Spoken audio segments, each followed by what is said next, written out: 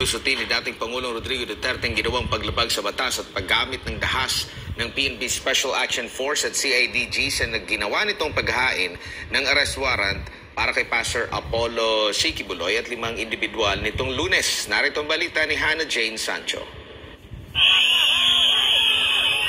Matapos kumalat sa social media ang iba't ibang footage na ginawang sabay-sabay na paglusob ng puwersa ng Philippine National Police Special Action Force at ang Criminal Investigation and Detection Group o CIDG sa mga compound ng Kingdom of Jesus Christ. Umaha ang batikos laban sa kapulisan.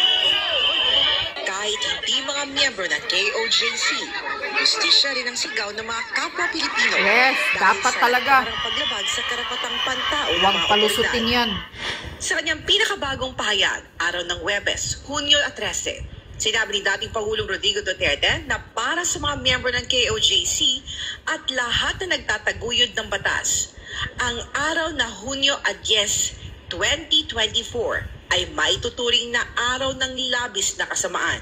Wow. Aniya, ang mga armadong batalyon ng PNP SAF at ng CIDG ay nagsagawa ng paglusob sa iba't ibang compound ng simbahan sa Barangay Buhangin at Tamayong, Davao City, sa Glory Mountain, Q-Sans Baptismal Resort, Samal Island at sa Kitbuk Compound sa Malungon, Sarangani Province na halatang sabayang ginawa ang pagbibigay ng warrant of arrest laban kay Pastor Apollo C. Quiboloy. Maliban anya sa over-publicized arrest warrants, ang mga otoridad na lumusob ay hindi nagpakita ng anumang search warrant sa lahat ng ari-arian ng simbahan na sinalakay ng mga otoridad. Ito ay isang malinaw na paglabag sa batas, isang overkill o pagmamalabis. Kaya naman ayon sa dating Pangulo, ang kilos na ito ay hindi maaring palampasin. Bagamat ikinalungkot ni Duterte na panagutin sa batas ang mga sangkot na otoridad dahil na rin sa malaking suporta nito sa kapulisan at sa datahang lakas ng Pilipinas. Dapat niya itong gawin bilang administrator ng mga ari-arian ng simbahan. Kaya naman iniutos na ni Duterte na maliban sa paghahanda ng mga affidavit ng mga lahat ng mga miyembrong nasaktan at na-trauma sa masaklap na insidente, inuutos na rin anya ang pag-imbentaryo ng mga ari-arian ng simbahan na nasira.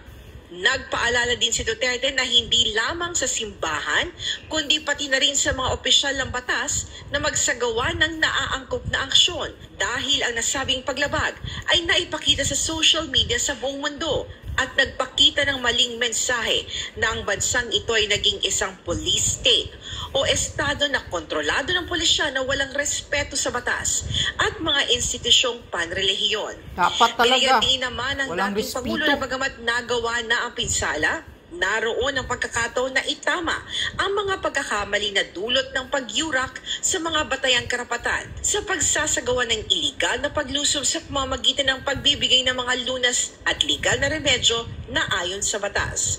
Binanatan din ni Duterte ang kasalukuyang administrasyon. Anya, ang masaklap na obsession o pagkahumaling ng administrasyong ito na gawing masama si Pastor Apollo C. Quiboloy kahit hindi pa siya nahahatulan ng korte ay isang malinaw na maniobra upang ilihis sa atensyon mula sa totoo at lumalalang krisis sa bansa na dulot ng korupsyon, kawalan ng kakayahan at pang-aabuso ng kapangyarihan. Mabigat man daw sa kanyang puso, kailangan niyang umaksyon laban sa mga responsable para sa sabayan at iligal na raid. Ang batas anya ay dapat na ipatupad. Sa huli sinabi ni Duterte na ang nangyayari ay dapat na magsilbing babala at aral sa lahat ng sumusunod at nagpapatupad ng iligal at labag sa batas ng mga utos dahil mayroong malubhang kahihinatnan ang bulag na pagsusunod. Para sa Diyos.